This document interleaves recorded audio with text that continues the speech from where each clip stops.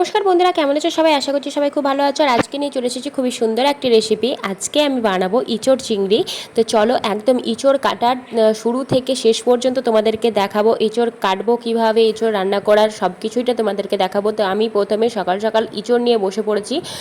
দুটো ইঁচড় নিয়ে এসেছি, একটা ইঁচড় আজকে রান্না করবো। আর ইঁচড়টা কিন্তু আমাদের গাছের ইঁচড়, যার জন্য একদম টাটকা ইঁচড়, একদম কেবলই কেটে মানে আনা হয়েছে আর কি। তো প্রচুর পরিমাণে তো টাটকা এঁচড় আঠা রয়েছে।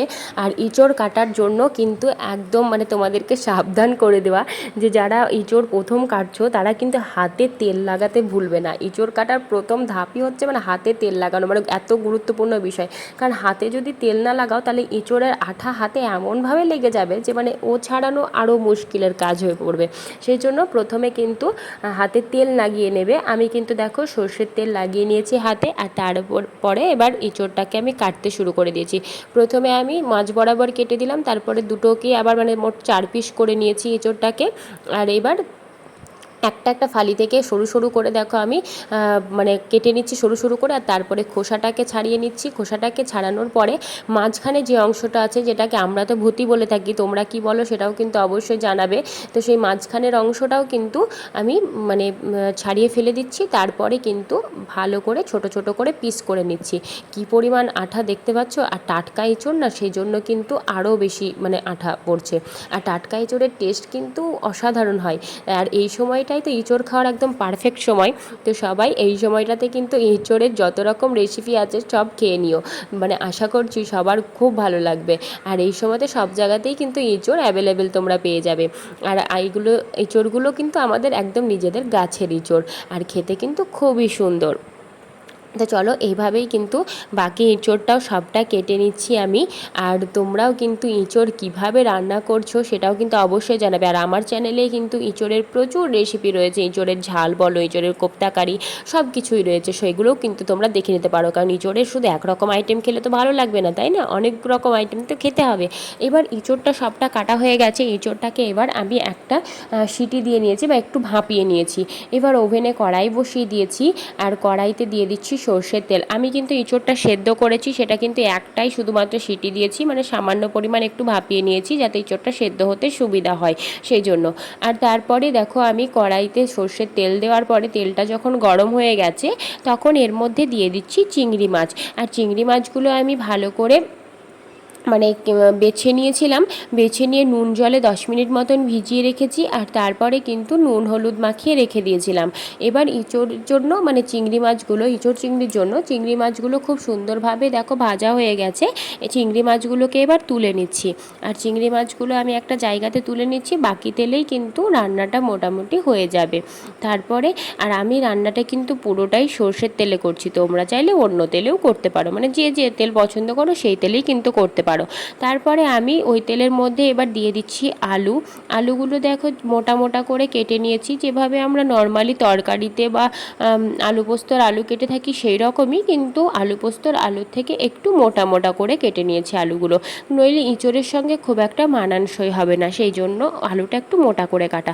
আলুটাকে ভালো করে ভেজে নিচ্ছি। মোটামুটি 5-7 মিনিট মতন আলুটাকে ভেজে নিয়েছি মিডিয়াম ফ্লেমে। এবং দেখতেই পাচ্ছ আলুটা কিন্তু খুব সুন্দর একটা কালার চলে এসেছে। আলুগুলো ভাজা হয়ে গেছে। এবার আলুগুলোকে আমি তুলে নিচ্ছি। আর তারপরে যে তেলটা রয়েছে সেটাতে দিয়ে দিচ্ছি শুকনো লঙ্কা, তারপরে দিয়ে দিচ্ছি তেজপাতা। এবার ফোড়নটা একটু নাড়াচাড়া করে নিচ্ছি তেলের মধ্যে। তারপরে দিয়ে দিচ্ছি এর মধ্যে পেঁয়াজ কুচি। এই যে আমি দেখো দুটো পেঁয়াজ ব্যবহার করেছি, মিডিয়াম সাইজের পেঁয়াজ দুটো দিয়েছি। তোমরা যদি বড় সাইজের পেঁয়াজ দিচ্ছ আর ইঁচড়ের পরিমাণ যদি অল্প থাকছে সেক্ষেত্রে পেঁয়াজের পরিমাণটাও কিন্তু তোমরা কমিয়ে নিতে পারো। সেটা তোমাদের উপর নির্ভর করছে। ঠিক আছে, যে ইঁচড়ের পরিমাণটা কতটা তার ওপর নির্ভর করে পেঁয়াজটা তখন ব্যবহার করবে। এবার দেখো পেঁয়াজটাকে ভালো করে আমি ভেজে নিচ্ছি। এই যে পেঁয়াজটা দেখো 5 মিনিট পরে কিন্তু কালারটা এরকম চেঞ্জ হয়ে গেছে এবং খুব সুন্দরভাবে তৈরি হয়ে গেছে।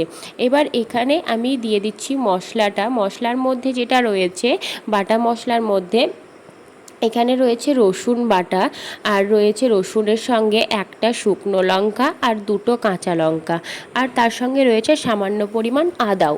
এবার তার সঙ্গে আমি শুকনো মশলাগুলো দিয়ে দিচ্ছি নুন, তার সঙ্গে দিয়ে দিলাম হলুদ গুঁড়ো, আর তারপরে দিয়ে দিচ্ছি জিরে এবং ধনে গুঁড়ো। সব কিছু দেওয়া হয়ে গেলে মশলাটাকে কিন্তু ভালো করে কষিয়ে নিতে হবে, আর মশলাটা বেশ সুন্দর করে ধৈর্য ধরে কিন্তু কষিয়ে নেবে। আমি মোটামুটি 5 মিনিট মতন মশলাটা কষিয়ে নিয়ে তারপরে ফিরে চলে এসেছি। আর এবার মশলাতে একে একে অ্যাড করব। মশলাতে এবার দিয়ে দিচ্ছি দই। আমি যে দইটা ব্যবহার করলাম সেটা কিন্তু একেবারে টক দই নয়, তার জন্য আমি কিন্তু চিনি ব্যবহার করলাম না, একটু একটু মিষ্টি দই রয়েছে এটা।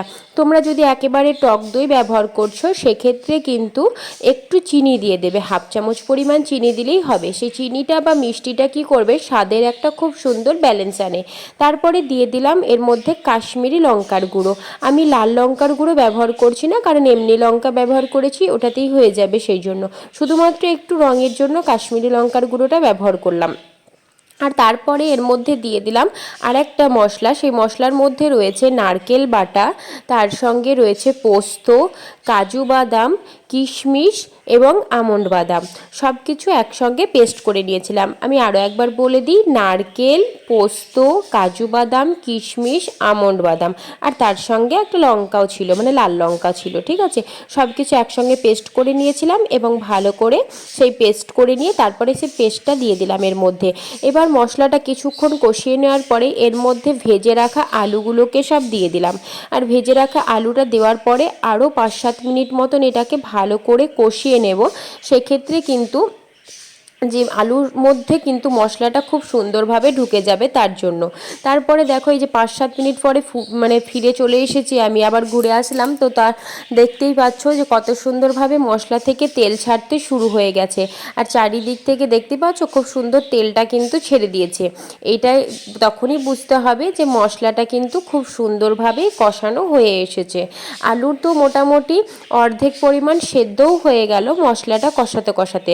তোমরাও কিন্তু এইভাবে আলুটা দেওয়ার পরে বেশ কিছুক্ষণ ধৈর্য ধরে কষিয়ে নেবে। মশলা কষানোর ক্ষেত্রে বা রান্না করার ক্ষেত্রেই মূলত যদি ধৈর্য না রাখা যায় তাহলে কিন্তু রান্না মোটেও ভালো হবে না। এবার এরপরে দিয়ে দিচ্ছি সেই ভাপিয়ে নেওয়া এঁচোড়গুলোকে মশলার সঙ্গে দিয়ে দিচ্ছি, কারণ হচ্ছে এঁচোড়টা দেওয়ার পরেও আমাকে 5 মিনিট মতো নাড়াচাড়া করে নিতে হবে, তবেই কিন্তু খুব সুন্দরভাবে এঁচোড়টার মধ্যেও মশলাটা ঢুকে যাবে। এবার এঁচোড়টার সঙ্গে আমি ভালো করে কিন্তু এটাকে নাড়াচাড়া করে নিচ্ছি। আলু, এঁচোড়, মশলা সব কিছুই একসঙ্গে দেখো নাড়াচাড়া করতে থাকলে কি হবে, যে এঁচোড় এবং আলু সব কিছুর মধ্যেই মশলাটা কিন্তু খুব সুন্দরভাবে ঢুকে যাবে। এইভাবেই কিন্তু আমি 5 মিনিট মতন কষিয়ে নেব। আর তারপরে এবার চলে আসছি 5 মিনিট পরে, ফিরে চলে এসেছি। আর দেখো বেশ সুন্দরভাবে মশলাটা কষানো হয়ে গেছে, আর মশলাটা কষানোর কিন্তু খুব একটা প্রয়োজন নেই, তোমরাও দেখেই বুঝতে পারবে যে মশলাটা কষানো হয়ে গেছে কিনা। এরপর এর মধ্যে আমি দিয়ে দিচ্ছি জল। আমি ব্যবহার করছি হালকা গরম জল, একেবারে গরম জল নয় এটা, আর একেবারে ঠান্ডাও মানে জল নয়, একটু হালকা গরম জলটা দিলে যে রান্নার যে কালারটা সেটাও সুন্দর থাকে, আর রান্নার স্বাদটাও কিন্তু একই রকম থেকে যায়। এবং ঠান্ডা জল ব্যবহার করলে কালারটা কিন্তু একটু মানে মনে হয় যেন অন্য রকম চলে আসলো, তাই মনে হয়। সেই জন্য আমি কিন্তু এর মধ্যে গরম জল দিয়ে দিলাম। এবার আর কিছুই নয়, এঁচোড় আলু সব কিছুকে একটু ফুটতে দেব। আলুটা তো অর্ধেক মতো সেদ্ধ হয়েই গেছে, আরও একটু যে সেদ্ধ হতে বাকি আছে সেটা সেদ্ধ হয়ে যাবে। আর এঁচোড়টা তো হালকা ভাপিয়ে নিয়েছিলাম, এঁচোড়টাও তাই অর্ধেক সেদ্ধ হয়ে এসেছে। এখন 5-7 মিনিট মতন ফুটিয়ে নিলে এঁচোড়টাও কিন্তু খুব সুন্দরভাবে সেদ্ধ হয়ে যাবে। 5-7 মিনিট পরে ফিরে এসেছি, মোটামুটি 7 মিনিট হয়ে গেল। আর এই যে খুব সুন্দরভাবে এঁচোড় আলু সব কিছুই কিন্তু সেদ্ধ হয়ে গেছে। এবার কিন্তু আমি এর মধ্যে দিয়ে দিচ্ছি গরম মশলা গুঁড়ো।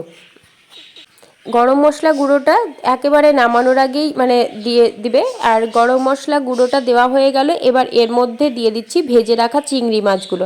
চিংড়ি মাছ তো সেদ্ধ করার কিছু নেই বা কিছুই ব্যাপার নেই, চিংড়ি মাছটা দিয়েও একটু ভালো করে নেড়ে চেড়ে একবার ফুটিয়ে নিয়ে নামিয়ে নিলেই হয়ে যাবে, তাই না?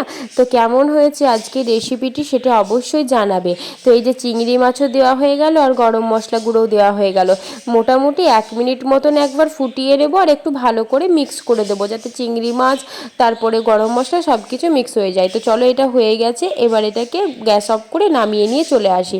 এই যে তৈরি হয়ে গেছে ইঁচড় চিংড়ি, একদম এক কড়াই ইঁচড় চিংড়ি আজকে করা হয়েছে। তোমাদের ভিডিওটি কেমন লাগলো সেটাও কিন্তু অবশ্যই জানাবে। ভিডিওটি ভালো লাগলে অবশ্যই লাইক করো, কমেন্ট করো এবং শেয়ার করো। আর আমার চ্যানেলে যদি নতুন বন্ধু হয়ে থাকো তাহলে চ্যানেলটিকে সাবস্ক্রাইব করো। আজকের মতন আসছি, দেখা হচ্ছে পরের ভিডিওতে। ততক্ষণের জন্য বাই বাই।